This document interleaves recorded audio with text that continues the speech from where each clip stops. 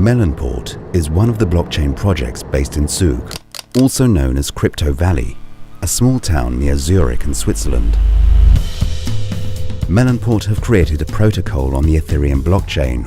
Their core focuses are to make it decentralized, censorship-resistant, and robust. Crypto Crusades traveled to Zug to see Reto in his hotel-based headquarters. Currently, it's being run by its CEO, Mona El Issa, a former vice president of equities trading at Goldman Sachs in London, and CTO Reto Trinkler, who figured in Forbes 2010 30 Under 30 Europe list. Having turned down all of the venture capital offers, for their first ICO, they raised 2.5 million Swiss francs within 10 minutes of it opening. Once the platform is complete, they intend to step down to allow the structure to be truly autonomous. Seems like we're going to the Crypto Valley. Is that direction? And like climate change. It's just like only 50 kilometers, and look at this. We are driving in a snowman. Look at this type of architecture. This is us on the way to Zug, where we're going to just on the other side of that lake, and we're going to start a ICO token. How long did this guy say? Apparently in 2 days you can launch a crypto business which doesn't use fiat at all. I think it's a good office to have here. Like, how do you think that they pay for the office from the ICO?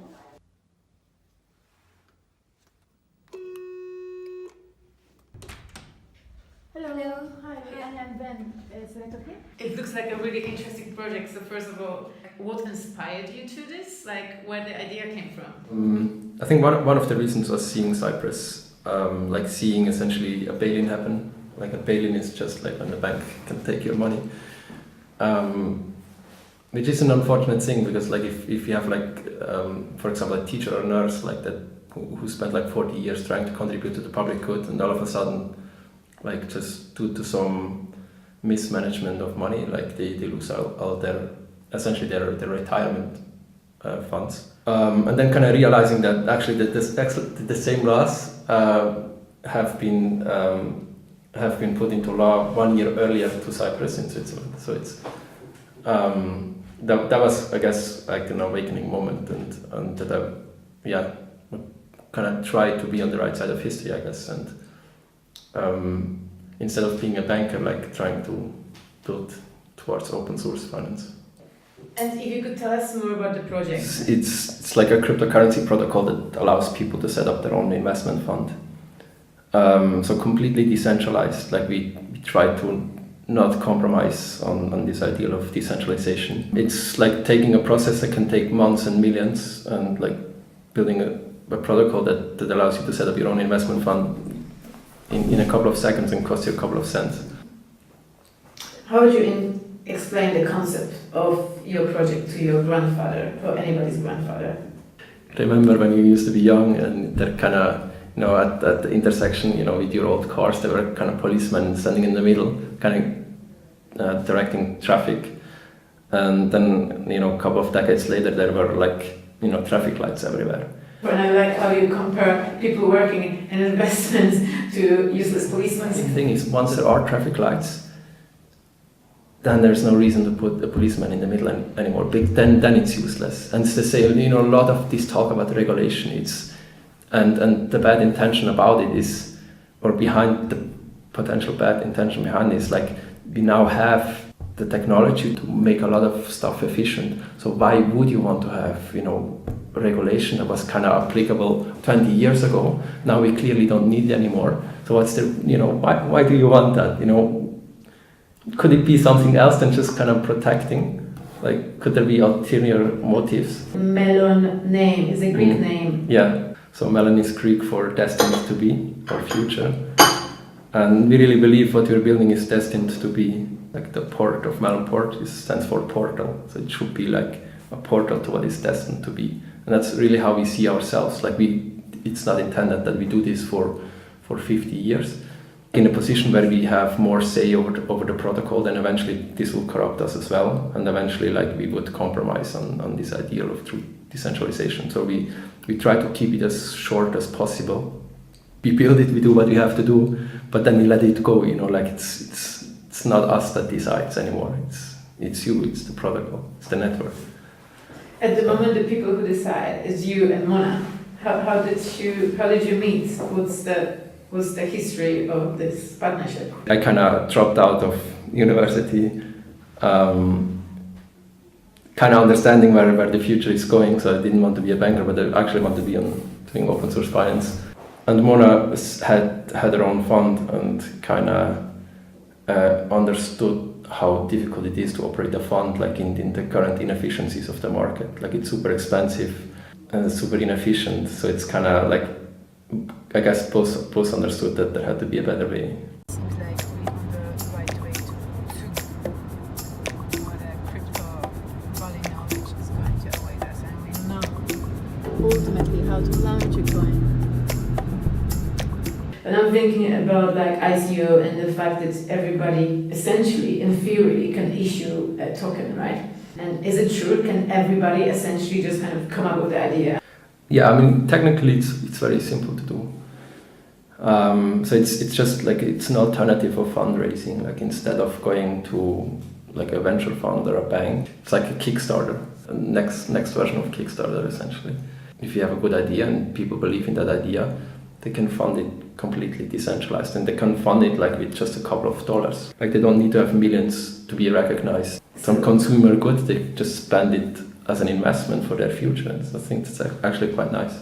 So what was the most stressful part of launching the ICO? We took a lot of risk.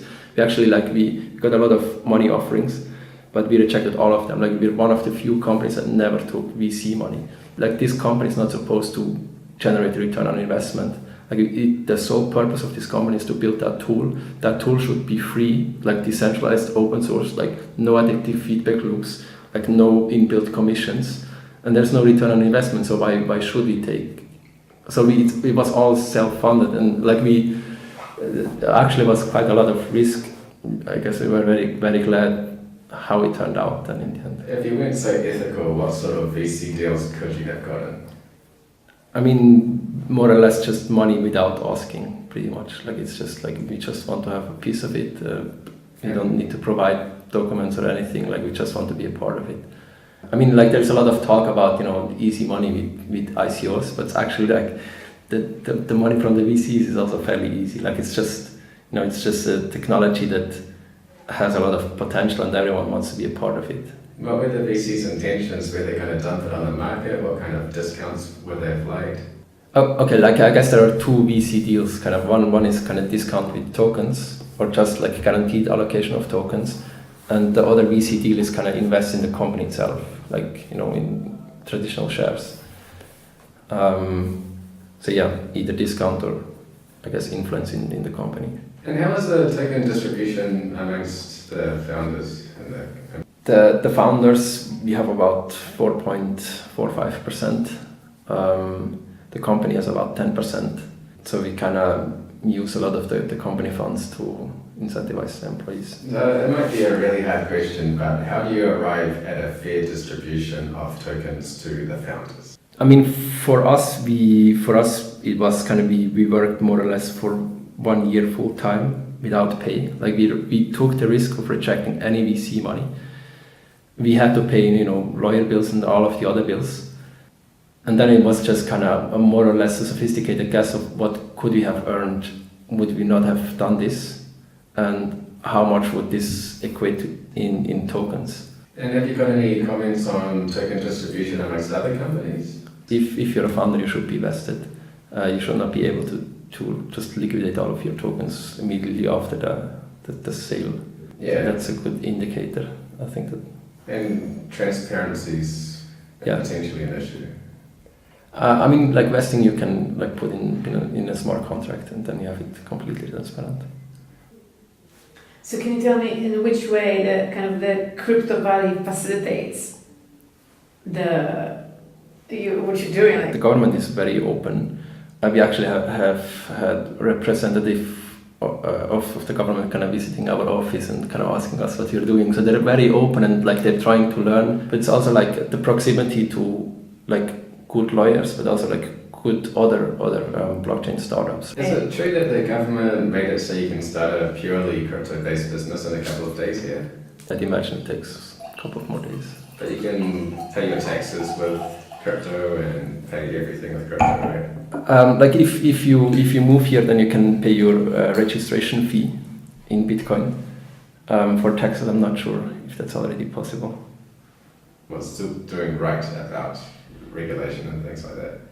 It's really easy to get a government official on the phone, or like to talk to people like that. Like it's a bit more certainty when you can get easy contact to government officials, I guess. Bitcoin, would you say, is more decentralized than Ethereum? You know, the nice thing about open source code is that you can start from fresh again. Like the big problem with the current financial system is essentially that we can't let it die. You know, like we have to bail it out, otherwise it, you know, crash everything. So there's no like alternative financial system, at least not traditional system. We're stuck with this one, and if that is about to crash, we have to bail it out. And once we realize bailouts are no long-term solution, we start to work on legislation of bail-ins, which are even, you know, much worse for the people, I guess. Essentially we can't just let it go. And the big difference with crypto is that we can let it go, like we can easily restart. It's essentially just a network. There's limited amount of hardware. Where there is hardware, this hardware probably can be reused. So if Bitcoin becomes too tyrannical, then you still can use all those mining resources and kind of contribute them to another network. So it doesn't matter if Ethereum crashes because you can just start a new blockchain network. I guess the argument for decentralization is an argument against tyranny. So centralization kind of gives people power, power corrupts, so eventually they misuse power. It's kind of, you know, it's hard to be tyrannical if you understand that it's so easy to switch, you know, like oppression becomes difficult if there's an easy option to opt out of oppression or tyranny. And that's one of the core aspects of why this technology is good and not evil, is that you actually easily can switch and restart. Do you have any other concerns about the crypto ecosystem? I think the misuse of regulation is a big concern. So regulation is good and bad. The same way blockchain can be used for good and bad. And I think it's all about intent. And so there is the real possibility of actually a global ban on crypto, I think. And the coordinated ban, like not country by country, but like decided, you know, in a coordinated fashion that it's now banned. So that would be a misuse, I guess, a bad intention behind regulation, and that's something that is worrisome. Yeah. Do you have a kind of B plan, like a backup plan? What would you do? What would happen with Melon if this happened? That's actually why true decentralization is so important, because we can build it in a way where we can just deploy it and it can't be undone. And that's why it's so important to don't compromise on that ideal of decentralization. Have you had any reactions from the old school, shall we say? Yeah. Analog investment funds? I mean, they're smart people, no doubt about it, and so I think they're kind of looking closely. It's harder with like people that make their money with fund administration. Like fund administration is essentially the entity that kind of regulates investment funds, and a lot of this stuff we can now just purely put into code. Like the same way if you use Bitcoin, like you don't actually need to hire an accountant, because it's kind of all accounted for on the blockchain. So it's somewhat disruptive to their business. So the investment manager, they seem to be fairly open, at least the ones that we are in contact with. Kind of the fund administrator, not so much, but yeah, it's just what it is. Different climate change. It's like only 50 kilometers, and look at this. We are driving in a snowman, essentially.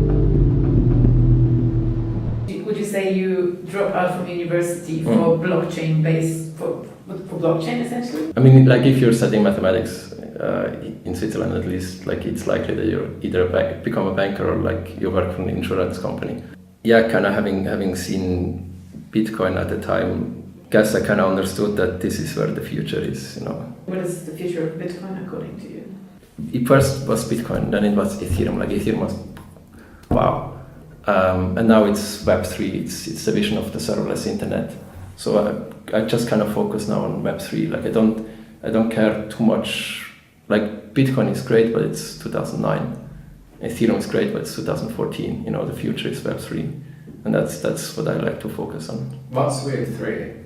So Web3 is essentially Gavin Wood's vision of the serverless internet, the internet where, in his words, the user is in control of their data, identity, and destiny. It's essentially like if you go on a website, there's no central service involved, like no database, no central server hosting the web app. It's all kind of distributed either on something similar like a BitTorrent swarm or on blockchain. Is it using IPFS? Yeah, exactly. The core part of it is IPFS and the multi-chain framework called Polkadot. And can you see Web3 replacing the internet as we know it? Yeah, no doubt about it in my mind. It's gonna happen, and it's good that it will happen. When? So it's similar to, I guess, the event of Cyprus. Like Cyprus was in the end really good for Bitcoin. Like it really showed the flaws of the current system. It's the same with bailouts. Bailouts is super good for Bitcoin. And I think like stuff with, seeing that net neutrality isn't upheld anymore is good for this vision of a decentralized internet. So it's like the more of these perceived negative events we have, or more of these things that we can clearly see the corruption of certain systems, they're good, for these new systems. It's like a selling point. What about when somebody starts hosting some extremely illegal files on the decentralized web? I kind of like to see the world as a world in which we can trust each other, where the core nature of people is that they are good. It takes courage, it takes the same kind of courage, with the internet. When you have information centralized, for example, in the church, then that switch to distributing information to many people can actually be quite scary. Can people handle information? Like, it's not obvious that they can, but I think the bottom line is yes, they can. They can handle the information. They can handle the good and the bad, and it's going to be the same with Web3. So Web3 will actually build upon this. Like it's not just information, but it's like application. The application that can't be undone. We're at one of those scary events again of can you actually trust the people? And I think yes, we can, and we should.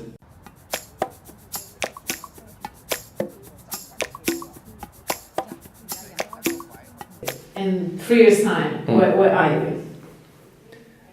I hope that we're recognized as a true alternative. If you just have your money in a bank, that's kind of a bad deal, because the money may take it away from you at some point. And there's a negative interest rates and all of these things. Or you can have it in a melon fund and have like some professional kind of manage your money. Which I guess it's kind of Omir Talki's idea of building tools. I think melon should just be a tool for people that if they want to have an alternative option as a management, they can use melon. So at least fund administration, which we're, I guess, disrupting, is one of the biggest industries in modern day society. Imagine if your project becomes really big, how are you going to prevent yourself without being, using that word, from being, corrupted or losing your ideals or staying kind of cool and keeping, this ideology in mind? Sure, you just give it away. It's not yours. You just understand your purpose is just to build it. Once you build it, there's no purpose for you anymore. So you just take a step back and no further influence. It's just recognizing human nature that eventually, whatever it is, being in a superior position, whether that is whatever power, money, influence, you just have to understand that eventually it will corrupt you. And once you understand that and you don't want that, you just have to be honest and say, okay, then it would apply to me as well, so I just have to give it away. So in the moment when the time will come for you to step away, take a step back, what will you do? Will you be playing golf or playing computer games or start a new project? farm somewhere in nowhere and just kind of doing unimportant stuff. How come you here at the hotel? This is the best thing. Yeah, we've just been looking for offices and we just found this. So we just took it. I mean, it's super nice being in a hotel because like stuff like this, or it's it's like the cleaning and everything is organized. Yeah, a lot of goodies. And also because you said you haven't slept for 3 days before the launch, so you could have taken a shower. Yeah, actually we weren't here back then. Like it was. Okay, but maybe that should be a trend. Like all the ICOs, because of all that stress and it's so intense, they should always be next to hotels, and then hotels will be fighting over the ICOs. Yeah, maybe. It's all about cryptocurrency.